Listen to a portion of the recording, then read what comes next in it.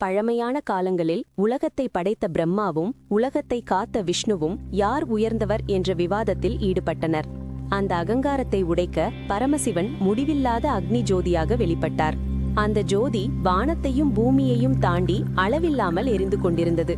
அதை கண்ட பிரம்மாவும் விஷ்ணுவும் அதிசயத்தில் மூழ்கினர்.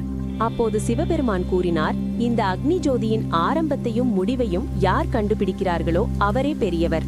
இதை கேட்ட விஷ்ணு வராக அவதாரம் எடுத்து பூமியின் அடிவரை சென்று சிவனின் அடியை தேடத் தொடங்கினார். பிரம்மா அன்னம் வடிவம் எடுத்து வானத்தை நோக்கி பறந்து சிவனின் தலையை தேடினார். காலம் கடந்து கொண்டே போனது. நாட்கள் ஆண்டுகளாக மாறின.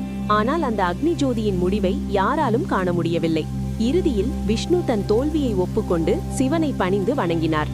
ஆனால் பிரம்மா பொய் கூறினார். தாம் சிவனின் தலையை கண்டதாக சொன்னார். அந்த பொய்யை உணர்ந்த சிவபெருமான் கோபமடைந்து பூமியில் உனக்கு தனி கோவில் வழிபாடு இருக்காது என்று பிரம்மாவுக்கு சாபம் வழங்கினார்.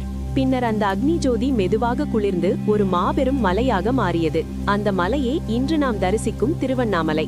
இங்கு எழுந்தருளியுள்ள அருணாச்சலேஸ்வரர் டெம்பிள் சிவனின் அக்னிலிங்கமாக போற்றப்படுகிறது. திருவண்ணாமலை மலை சுயம்புலிங்கமாக கருதப்படுகிறது. இந்த மலையை சுற்றி நடப்பது, அதாவது கிரிவலம் செய்வது மிகப்பெரிய புண்ணியம் என்று புராணங்கள் கூறுகின்றன.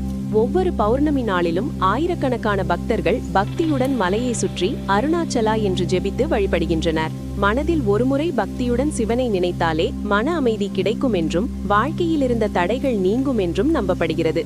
கார்த்திகை தீபம் திருவிழா இத்தலத்தின் மிகப்பெரிய சிறப்பாகும். அந்த நாளில் மலையின் உச்சியில் மகா தீபம் ஏற்றப்படுகிறது. அந்த தீபம் சிவனின் அக்னி ஜோதியை நினைவூட்டுகிறது. அந்த தரிசனம் பெறும் பக்தர்களுக்கு ஆன்மீக ஒளியும் உள்ளார்ந்த அமைதியும் கிடைக்கும் என்று சொல்லப்படுகிறது. இன்றளவும் திருவண்ணாமலை சிவபெருமானின் அருள் நிரம்பிய தலமாக விளங்குகிறது. பக்தியுடன் சிவனை வணங்கும் ஒவ்வொருவரின் உள்ளத்திலும் அந்த அக்னி ஜோதி என்றும் அணையாமல் எரிந்து கொண்டே இருக்கும். ஓம் நம சிவாய.